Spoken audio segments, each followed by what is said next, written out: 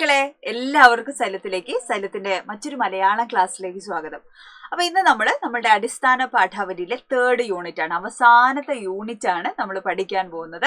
അപ്പൊ യൂണിറ്റിൽ എന്താണ് പറയുന്നത്, എന്തൊക്കെയാണ് പ്രധാനപ്പെട്ട ചോദ്യങ്ങൾ നമുക്ക് വരിക എന്നൊക്കെ ഉള്ളതാണ് നമ്മൾ ഡിസ്കസ് ചെയ്യാൻ പോകുന്നത്. അപ്പൊ എന്താണ് നമ്മളുടെ അവസാനത്തെ 3ാമത്തെ യൂണിറ്റിന്റെ പേരെന്താണെന്ന് നോക്കൂ നിങ്ങള്. ആരോഗ്യത്തിന്റെ രസക്കൂട്ടുകൾ എന്നാണ് യൂണിറ്റിന്റെ പേര്. അപ്പോൾ അതുമായി ബന്ധപ്പെടുന്ന ആരോഗ്യവുമായി ഭക്ഷണവുമായി മാറുന്ന കാലത്തെ ഭക്ഷണ രീതികൾ, ഭക്ഷണ സംസ്കാരത്തെ ഒക്കെ അടയാളപ്പെടുത്തിയിട്ടുള്ള ആസ്പദമാക്കിയിട്ടുള്ള പാഠഭാഗങ്ങളാണ്. 3 പാഠഭാഗങ്ങളാണ് ഈ യൂണിറ്റിൽ നമുക്ക് പഠിക്കാനുള്ളത്. ആ പാഠഭാഗങ്ങളിലേക്കൊക്കെ നമുക്ക് വരാം. അതിനു മുമ്പ് നമുക്ക് ആദ്യം തന്നെ എന്താണ് ഈ ഒരു യൂണിറ്റ്, സാധാരണ നമുക്ക് യൂണിറ്റില് പ്രവേശകമായി നമുക്ക് നൽകാറുള്ളത് ഒരു കവിതയായിരിക്കാം, അല്ലെങ്കിൽ ഒരു കഥയായിരിക്കാം, അങ്ങനെയൊക്കെയാണ് നമുക്ക് സാധാരണ നമുക്ക് തന്നു കാണാറുള്ളത് അല്ലെ. പിന്നെ അതിൽ നിന്ന് വ്യത്യസ്തമായിട്ട് നമുക്ക് ഈ യൂണിറ്റിന്റെ പ്രവേശകമായി തന്നിരിക്കുന്നത് എന്താണ്, ഒരു ചിത്രമാണ്, ഒരു കൊളാഷാണ് തന്നിരിക്കുന്നത് അല്ലെ. അപ്പൊ കൊളാഷിൽ എന്തൊക്കെയാണ് പറയുന്നത് നിങ്ങൾക്ക് എന്തൊക്കെയാ മനസ്സിലാവുന്നതെന്നൊക്കെ നിങ്ങളൊന്ന് നോക്കി നോക്കൂ എന്താണ് സൂക്ഷ്മമായിട്ട് ആ ഫോട്ടോ ഒന്ന് സൂം ചെയ്ത് നോക്കിയാൽ നമുക്ക് എന്തൊക്കെ കാര്യങ്ങൾ കാണാൻ പറ്റും. അതായത് നമ്മുടെ നാട്ടിലുള്ള അല്ലെങ്കിൽ നമ്മളുടെ ഭക്ഷണ സംസ്കാരത്തിന്റെ ചരിത്രവും വർത്തമാനവുമാണ് എന്ത് ചെയ്തത്, വർത്തമാനവും ഉണ്ട് ഇതിനകത്ത്, ചരിത്രവും ഉണ്ട് ഇതിനകത്ത് അല്ലെ. അപ്പൊ മാറുന്ന ഭക്ഷണ സംസ്കാരത്തിന്റെ ചരിത്രവും വർത്തമാനവുമാണ് എന്ത് ചെയ്യുന്നത്, ഈ ഒരു കൊളാഷിലൂടെ ഇവിടെ നൽകിയിരിക്കുന്നത്. ഓക്കെ, അപ്പൊ പരമ്പരാഗത അടുക്കള മുതല് നമുക്ക് എന്താണ് ഫാസ്റ്റ് ഫുഡ് അതിങ്ങനെ നമുക്ക് ആപ്പുകളൊക്കെ ത്രൂ സാങ്കേതിക വിദ്യകൾ വഴി നമ്മളുടെ വീട്ടുമുറ്റത്ത് കൊണ്ടെത്തിക്കുന്ന നമ്മളുടെ വീട്ടുമുറ്റത്ത് കൊണ്ടെത്തിക്കുന്ന തരത്തിലുള്ള സാങ്കേതിക വശത്തെ കൂടെ എന്ത് ചെയ്യാണ് നമ്മുടെ ഈ ഒരു കൊളാഷ് സൂചിപ്പിക്കുന്നുണ്ട്. ഓക്കെ, അപ്പൊ ആധുനിക എന്താ പറയാ കാലത്തെ നമ്മളുടെ ഡെലിവറി ബോയ് വീട്ടിലേക്ക് കൊണ്ടെത്തിക്കുന്ന നമ്മുടെ ഫാസ്റ്റ് ഫുഡ് ഡെലിവറി വരെയുള്ള യാത്ര എവിടെ മുതലുള്ളത്, പരമ്പരാഗത അടുക്കളയിൽ നിന്നുള്ള യാത്രയാണ് അല്ലെ. അപ്പൊ ആ യാത്ര എങ്ങോട്ടേക്കുള്ള യാത്ര കൂടെയാണ്, വീട്ടിലേക്ക് മാത്രല്ല, അവിടുന്ന് അവസാനം നമ്മളെ എങ്ങോട്ട് കൊണ്ടുപോകുന്നു, വലിയ വലിയ ഹോസ്പിറ്റലുകളിലേക്ക്. ആ ഹോസ്പിറ്റലിന്റെ ചിത്രം എത്ര പോരാ അല്ലെ, ഹോസ്പിറ്റലുകളിലേക്കും അവിടുന്ന് അവസാനം നമ്മളെ എങ്ങോട്ടാ കൊണ്ടുപോകാന്നുള്ള നമുക്ക് ഊഹിക്കാം അല്ലെ. അപ്പൊ ആ രീതിയിലേക്ക് എന്ത് ചെയ്യാണ് നമ്മുടെ പുതിയ കാലത്തെ ജീവിത രീതിയും ഭക്ഷണ സംസ്കാരമൊക്കെ മാറി വറുത്തതും പൊരിച്ചതും കരിച്ചതും മാത്രമാണ് എന്ത് ചെയ്യുന്നത് നമ്മളിപ്പോ ഡെയിലി ലൈഫിന്റെ ഭാഗമായി മാറിക്കൊണ്ടിരിക്കുകയാണ്. അപ്പൊ എന്തിനാണ് ഇതൊക്കെ നമ്മൾ പഠിക്കുന്നത് എന്നുള്ള ഒരു വലിയ ചോദ്യമുണ്ട്. മലയാളത്തിൽ എന്തിനാ ഇപ്പൊ അടുക്കളയെ കുറിച്ച് ഭക്ഷണത്തിനെ കുറിച്ചൊക്കെ പഠിക്കേണ്ട ആവശ്യം എന്താണെന്നുള്ളൊരു ചോദ്യമുണ്ട്. നമ്മള് ഇതൊക്കെ പഠിച്ച് നമുക്ക് ആരോഗ്യം ഉണ്ടെങ്കിലല്ലേ നമുക്ക് ഇനി മുമ്പോട്ടേക്ക് ജീവിക്കാൻ പറ്റുള്ളൂ. അപ്പോഴല്ലേ ബാക്കിയുള്ള സബ്ജക്ട്സ് ഒക്കെ പഠിച്ചിട്ടും കാര്യമുള്ളൂ അല്ലെ. അപ്പൊ ഏറ്റവും ആത്യന്തികമായിട്ട് നമ്മൾ പഠിക്കേണ്ട എന്താണ്, നമ്മള് ആരോഗ്യത്തെ കുറിച്ച് കൂടെയാണ് അല്ലെ. അപ്പൊ നല്ല ഭക്ഷണ സംസ്കാരം നമുക്ക് ഉണ്ടായിരിക്കുക എന്ന് പറയുന്നത് വളരെ പ്രധാനപ്പെട്ട കാര്യം. നമ്മൾ ഡെയിലി ഇപ്പൊ പുറത്തുനിന്ന് ഫാസ്റ്റ് ഫുഡ് ഒക്കെ കഴിച്ചു കഴിഞ്ഞാൽ എന്തായിരിക്കും നമ്മുടെ അവസ്ഥ, അനുദിനം നമ്മൾ വർദ്ധിച്ചുകൊണ്ടിരിക്കുകയാണ്. ഈ പറയുന്ന നമുക്ക് ജീവിതശൈലി രോഗങ്ങൾ എന്നൊക്കെയുള്ള പേരൊക്കെ വന്നു അല്ലെ. ഇപ്പൊ ഷുഗറും കൊളസ്ട്രോളും ഒന്നും ഇല്ലാത്ത ആളുകൾ എന്നൊക്കെ പറയുന്നത് നാണക്കേടായിട്ട് ആളുകൾ കാണാൻ തുടങ്ങി. അതൊക്കെ ജീവിതത്തിന്റെ ഒരു എന്താ പറയാ ഒരു ഭാഗമായി മാറി അത്തരം രോഗങ്ങളൊക്കെ എന്നൊക്കെ പറഞ്ഞിട്ട് വയസ്സ് കഴിഞ്ഞാൽ ഇന്ന രോഗം നിർബന്ധമാണെന്നുള്ള അവസ്ഥയാണ്. ഇനി വയസ്സ് കഴിയൊന്നും വേണ്ട, ചെറിയ കുട്ടികളിൽ മുതൽ എന്താണ് യുവാക്കളിൽ വരെ എത്രയോ ആളുകൾ അറ്റാക്കൊക്കെ വന്ന് മരിച്ചു പോകുന്ന സംഭവങ്ങൾ നമ്മൾ കേൾക്കുന്നുണ്ട്, കാണുന്നുണ്ട് അല്ലെ. അപ്പൊ എക്സസൈസ് ചെയ്യാതിരിക്കുന്നു, ഇനി ഓവറായിട്ട് എക്സസൈസ് ചെയ്യുന്നു, ഭക്ഷണം അമിതമായി ഭക്ഷണം കഴിക്കുന്നു, ഇതൊക്കെ ശരീരത്തെ എന്താണ് ആരോഗ്യത്തെ ദോഷകരമായി ബാധിക്കുന്ന ഒരു പുതിയ കാലത്തിലാണ് നമ്മൾ ജീവിക്കുന്നത്. അപ്പൊ ഈ ഒരു കാലഘട്ടത്തിൽ ഇത്തരത്തിലുള്ള പാഠഭാഗങ്ങളൊക്കെ നമ്മൾ പഠിക്കുന്നത് നമുക്ക് സ്വയം അതിനുള്ള ഒരു ബോധം ഉണ്ടാവാനാണ്, തിരിച്ചറിവുണ്ടാവാൻ വേണ്ടി കൂടെയാണ്.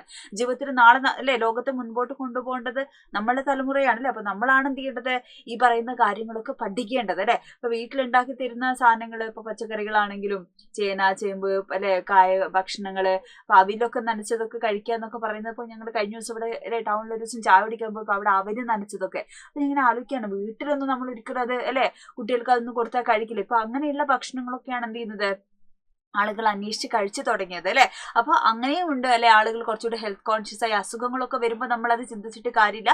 അതിനു മുമ്പേ എന്ത് ചെയ്യണം, നമ്മൾ മാറി ചിന്തിക്കേണ്ടതാണ് അപ്പൊ ഭക്ഷണം എന്ന് പറയുന്നത് ഭക്ഷണ സംസ്കാരം എന്ന് പറയുന്നത് നമ്മൾ പഠിക്കേണ്ട ഏറ്റവും പ്രധാനപ്പെട്ട ഒരു വിഷയമായി മാറിക്കൊണ്ടിരിക്കുന്ന ഒരു കാലഘട്ടത്തിലാണ് നമ്മൾ ജീവിക്കുന്നത്.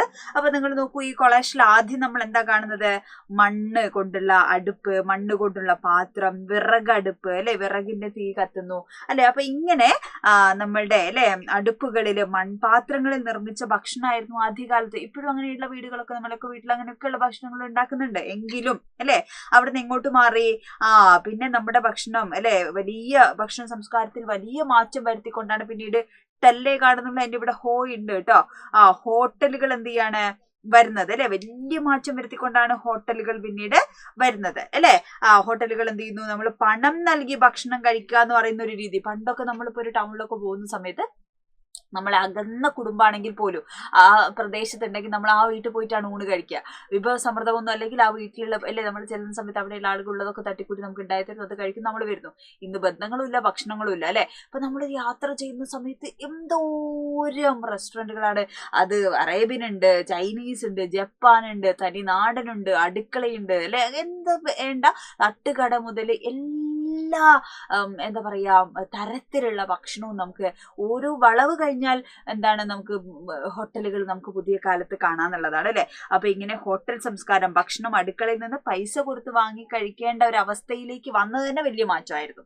ഓക്കെ, അവിടുന്ന് എന്ത് ചെയ്യാണ്, പിന്നെയും നമ്മുടെ ഭക്ഷണ സംസ്കാരത്തിൽ മാറ്റം വരുത്തിക്കൊണ്ട് എന്ത് ചെയ്യാണ്, പുതിയ ഭക്ഷണ വിഭവങ്ങളും ഭക്ഷണ രീതിയും ഇൻട്രൊഡ്യൂസ് കൊണ്ട് ആര് വരികയാണ്, ഫാസ്റ്റ് ഫുഡ് അല്ലെ മേഖലകൾ അങ്ങ് വിപണി അങ്ങ് കീഴടക്കുകയാണ് കേട്ടോ. അത് ഫാസ്റ്റ് ഫുഡ് സംസ്കാരത്തിലേക്ക് മനുഷ്യനിങ്ങനെ എടുത്തുകൊണ്ട് കൊണ്ടുപോവാണ് അല്ലെ. അതിന്റെ രുചി അട്രാക്ട് ചെയ്യുന്ന, ചൂടോടെ തരുന്നു, അതിന്റെ കളർഫുൾ ആയിട്ടുള്ള സാധനങ്ങൾ. അപ്പൊ ഇതൊക്കെ നമ്മൾ എന്ത് ചെയ്യാണ്, പ്രത്യേകിച്ച് കുഞ്ഞുങ്ങളെ, നിങ്ങളെ പോലെയുള്ള ആളുകൾക്ക് ഇഷ്ടമുള്ള ഭക്ഷണത്തിന്റെ പേരൊക്കെ ഒന്ന് ഇതിന്റെ അടിയിൽ കമന്റ് ചെയ്യണം. അപ്പൊ നമുക്ക് അറിയാം അല്ലെ ഏത് രീതിയിലാണ് അജിനോമോട്ടോ കലർന്നിരിക്കുന്ന, മായം കലർന്ന ഈ പറയുന്ന ഫാസ്റ്റ് ഫുഡ് സാധനങ്ങളാണ് ഏറ്റവും കൂടുതൽ കുട്ടികൾക്ക്. എന്റെ വീട്ടിലുണ്ട് അല്ലെ. എല്ലാവർക്കും ഇങ്ങനെയൊക്കെയാണ് ഇഷ്ടം. സാധാരണ നമ്മളൊരു ചേനയും ചേമ്പൊക്കെ പുഴിയും കൊടുത്താൽ എന്തോ ദ്രോഹം നമ്മൾ ചെയ്യുന്ന പോലെയാണ് നമ്മളുടെ അടുത്ത് പെരുമാറുക കുട്ടികളെന്ന് പലപ്പോഴും. ഇപ്പോൾ പാരന്റ്സ് മീറ്റിങ്ങിനൊക്കെ പോകുന്ന സമയത്ത് ഓഫ്ലൈൻ ക്ലാസ്സിലൊക്കെ എന്താണ് പ്രധാനപ്പെട്ട പ്രശ്നം അതാണ്. ഫുഡൊന്നും കഴിക്കുന്നില്ല, രാവിലത്തെ ബ്രേക്ക്ഫാസ്റ്റ് ഒക്കെ സ്കിപ്പ് ചെയ്തിട്ടാണ് പലരും സ്കൂളിലേക്കൊക്കെ പോകുന്നത് അല്ലെ.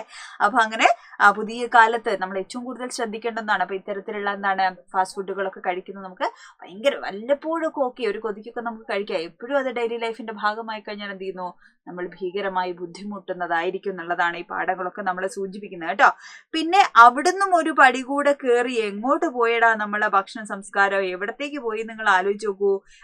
എങ്ങോട്ട് പോയി, ഇതാ അല്ലേ, സാങ്കേതിക വിദ്യ ടെക്നോളജി ഒക്കെ കുറെ കൂടെ അഡ്വാൻസ്ഡ് ആയതോടുകൂടെ എന്ത് ചെയ്യാണ്, നമ്മളുടെ ഭക്ഷണം വിതരണം ചെയ്യുന്ന ആപ്പുകൾ അവൈലബിൾ ആവാൻ തുടങ്ങി. നമ്മൾ ഒന്ന് മിസ് കോൾ അടിച്ചാൽ അല്ലെങ്കിൽ ഒന്ന് അല്ലെ ഓർഡർ ചെയ്ത് കഴിഞ്ഞാൽ എന്ത് ഭക്ഷണമാണോ നമ്മൾ നിമിഷങ്ങൾക്കുള്ളിൽ എന്ത് ചെയ്യുന്നു നമ്മളുടെ വീട്ടുമുറ്റത്ത് എത്തിക്കാൻ അല്ലെ തക്കവണ്ണമുള്ള രീതിയിലുള്ള ഭക്ഷണ സംസ്കാരം പുതിയ കാലത്ത് വന്നിരിക്കുകയാണ് അല്ലെ. അപ്പൊ ഈ ചിത്രത്തിലെ ഷവർമയും ഈ ഡെലിവറി ബോയും ഒക്കെ എന്താ നമ്മളെ കാണിക്കുന്നത്, പുതിയ ആധുനിക ഫാസ്റ്റ് ഫുഡ് സംസ്കാരത്തെയാണ് നമ്മളെ ഓർമ്മപ്പെടുത്തുന്നത്. അപ്പോൾ മാറുന്ന അല്ലെ കാലത്തെ അല്ലെ ഭക്ഷണ രീതിയുടെ ചരിത്രത്തെ ഒക്കെയാണ് എന്ത് ചെയ്യുന്നത് നമ്മളുടെ ഈ ഒരു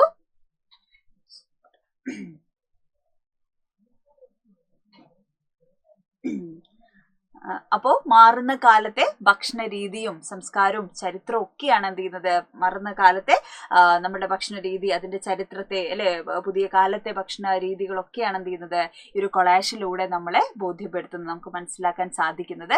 അപ്പോൾ ഇതില് നമുക്ക് ഒരുപാട് പാഠഭാഗങ്ങളൊന്നും നമുക്ക് പഠിക്കാനില്ല. 3 പാഠഭാഗങ്ങളാണ് ഈ യൂണിറ്റിന്റെ ഭാഗമായി നമുക്ക് പഠിക്കാനുള്ളത്.